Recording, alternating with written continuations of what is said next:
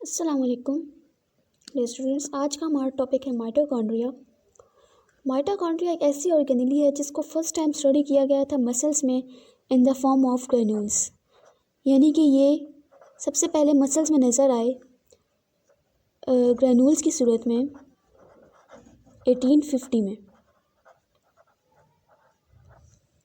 जो माइटोकॉन्ड्रिया है ये तमाम यूकेरियोटिक सेल्स में पाई जाती है। यूकेरियोटिक सेल्स के साइटोप्लाज्म में ये ऑर्गेनेली पाई जाती है, सिवाय मैच्योर आरबीसी के। मैच्योर आरबीसी वो आरबीसी है जिसमें फंक्शन एबिलिटी प्रेजेंट होती है। मैच्योर आरबीसी में माइटोकॉन्ड्रिया भी नहीं पाया जाता और न्यूक्लियस भी नहीं पाया जाता। अब ये जो माइटोकॉन्ड्रिया है ये सेल टू सेल वेरी करता है शेप में, नंबर में और इंटरनल स्ट्रक्चर में। नंबर में एक ऐसी वेरी करता है, कुछ सेल्स होते हैं जिनमें मेटाबॉलिक एक्टिविटी यानी मेटाबॉलिज्म ज़्यादा होता है, कुछ सेल्स में कम होता है।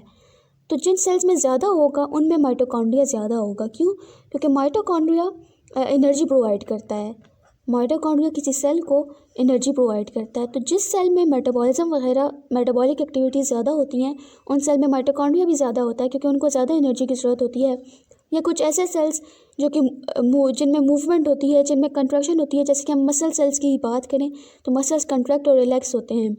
तो इन मसल सेल्स को एनर्जी की भी ज़्यादा ज़रूरत होती है, इसलिए मसल्स में माइटोकॉन्ड्रिया ज़्यादा पाए जाते हैं। मसल सेल्स के अंदर माइटोकॉन्ड्रिया ज़्यादा पाए जाते हैं। माइटोकॉन्ड्रिया एक सेल्फ रेप्लिकेटिंग ऑर्गेनेली है। सेल्फ रेप्लिकेटिंग से मुराद ये है कि अपनी रेप्लिकेशन ये खुद करता है। इसके अलावा अगर माइटोकॉन्ड्रिया के कुछ प्रोटीन्स वगैरह की ज़रूरत होती है तो उनकी सिंथेसिस भी माइटोकॉन्ड्रिया खुद ही कर लेता है। इस वजह से करता है खुद, क्योंकि माइटोकॉन्ड्रिया में स्मॉल सर्कुलर डीएनए पाया जाता है। स्मॉल सर्कुलर डीएनए, आरएनए, तमाम किस्म के आरएनए हमें पता है कि 3 टाइप्स के होते हैं। आरएनए, टीआरएनए यानी कि ट्रांसफ़र आरएनए, राइबोसोमल आरएनए और मैसेंजर आरएनए। तो ये तीनों किस्म के जो आरएनए हैं ये भी माइटोकॉन्ड्रिया में पाए जाते हैं। इसके अलावा माइटोकॉन्ड्रिया में कुछ एंजाइम्स पाए जाते हैं और राइबोसोम्स भी पाए जाते हैं। लेकिन माइटोकॉन्ड्रिया में जो राइबोसोम्स पाए जाते हैं ये 70S के होते हैं। यानी हमने पढ़ा है ना कि यूकेरियोट्स में 80S राइबोसोम होते हैं, उनका जो साइज़ होता है वो 80S होता है, लेकिन माइटोकॉन्ड्रिया के अंदर 70S राइबोसोम्स पाए जाते हैं। इसलिए अगर किधर आपसे पूछें कि यूकेरियोट्स में कौन से आरबीसी पाए जाते राइबोसोम्स पाए जाते हैं तो हम कहेंगे उसमें 70S राइबोसोम्स भी पाए जाते हैं और 80S राइबोसोम्स भी पाए जाते हैं। क्योंकि माइटोकॉन्ड्रिया जो ऑर्गेनेलीज होती हैं वो प्रोकैरियोट्स में तो एब्सेंट होती हैं, वो तो यूकेरियोट्स में होती हैं, और माइटोकॉन्ड्रिया के अंदर 70S राइबोसोम्स हैं। तो हम कहेंगे कि तमाम यूकेरियोट्स में 80S राइबोसोम्स भी पाए जाते हैं और 70S राइबोसोम्स भी पाए जाते हैं। अगर हम इसके स्ट्रक्चर की बात करें तो जब इसको इलेक्ट्रॉन माइक्रोस्कोप में देखा गया तो ये रॉड की सूरत में नज़र आए, फिलामेंट्स या वेसिकल्स की सूरत में ये माइटोकॉन्ड्रिया नज़र आए। ये जो माइटोकॉन्ड्रिया है ये डबल मेम्ब्रेन बाउंडेड होता है, इसकी 2 मेम्ब्रेन्स होती हैं। तो मैं माइटोकॉन्ड्रिया का स्ट्रक्चर ड्रॉ करती हूँ। एक इसकी आउटर मेम्ब्रेन होती है जो कि स्मूथ होती है और जिसमें कि पोरीन प्रोटीन्स, कुछ प्रोटीन्स पाए जाते हैं जिसको हम कहते हैं पोरीन। और एक इसकी इनर मेम्ब्रेन होती है, जो इनर मेम्ब्रेन होती है उसमें फोल्डिंग्स होती हैं। अब ये फोल्डेड क्यों होती है? ये फोल्डेड इसलिए होती है ताकि ये माइटोकॉन्ड्रिया का जो सरफेस एरिया है उसको इंक्रीज़ कर सके, और इन फोल्ड्स को हम कहते हैं क्रिस्टाई। इन फोल्ड्स को हम कहते हैं क्रिस्टाई।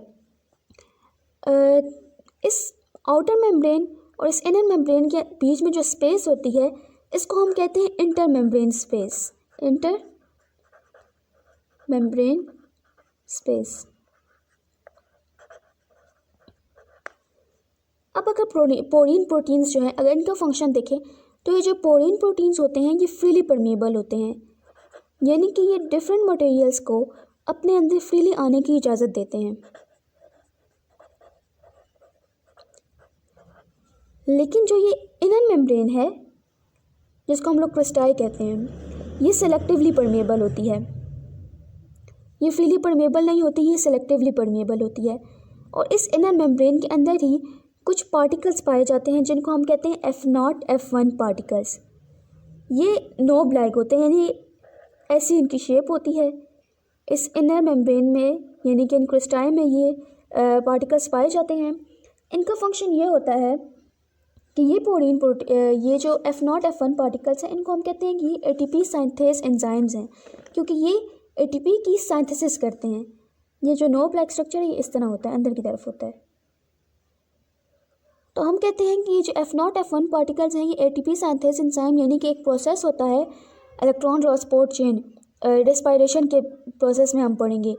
इस इलेक्ट्रॉन ट्रांसपोर्ट चेन में ATP की सिंथेसिस होती है। ये जो ATP की सिंथेसिस होती है ये F0 F1 पार्टिकल्स के ज़रिए ही होती है। इसके अलावा इस इनर सरफेस में कुछ इलेक्ट्रॉन कैरियर्स भी पाए जाते हैं। इस इनर सरफेस में तो ये ATP की सिंथेसिस करते हैं। उसके अलावा कुछ इलेक्ट्रॉन कैरियर्स मैंने कहा पाए जाते हैं। ये जो इलेक्ट्रॉन कैरियर्स हैं ये इलेक्ट्रॉन ट्रांसपोर्ट चेन में इनका अपना रोल प्ले करते हैं।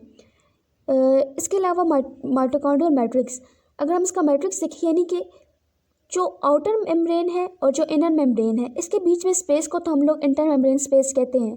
अब इस इनर मेम्ब्रेन के अंदर जो स्पेस है इसको हम लोग कहते हैं मैट्रिक्स। ये जो मैट्रिक्स होता है माइटोकॉन्ड्रिया का, ये मैट्रिक्स जो है तो जेली लाइक होता है।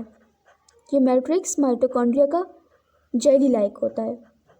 और इस मैट्रिक्स के अंदर जो मैंने डिफरेंट चीज़ों आप लोगों को बताई थी, स्मॉल सर्कुलर DNA, RNA, 3 किस्म के एंजाइम्स और राइबोसोम्स, ये तमाम चीज़ें इस मैट्रिक्स के अंदर ही पाई जाती हैं। अगर हम लोग इस माइटोकॉन्ड्रिया के फंक्शन की बात करें तो इस माइटोकॉन्ड्रिया में कुछ मेटाबॉलिक प्रोसेस इसमें परफॉर्म होते हैं। याद रखें जो रेस्पिरेशन का प्रोसेस है जिसमें कि हम सिंपली कह देते हैं कि ग्लूकोज जो है तो कन्वर्ट हो जाता है CO2 में और H2O में और एनर्जी प्रोवाइड करता है। तो ये स्टेप हमें नज़र आता है कि ये एक सिंपल स्टेप है, लेकिन ये डिफरेंट 3 प्रोसेस से होकर गुजरता है। इसमें एक ग्लाइकोलाइसिस का प्रोसेस होता है। इसके अलावा इसमें एक क्रेब्स साइकिल का प्रोसेस होता है और एक प्रोसेस होता है इसमें जिसको हम लोग कहते हैं इलेक्ट्रॉन ट्रांसपोर्ट चेन। ये जो इलेक्ट्रॉन ट्रांसपोर्ट चेन है जिसके इलेक्ट्रॉन कैरियर्स इसकी मेम्ब्रेन में पाए जाते हैं। ये तीनों के तीनों स्टेप इन तीनों स्टेप की मदद से ग्लूकोज कन्वर्ट हो जाता है ATP में, CO2 में और H2O में हमें एनर्जी प्रोवाइड करता है।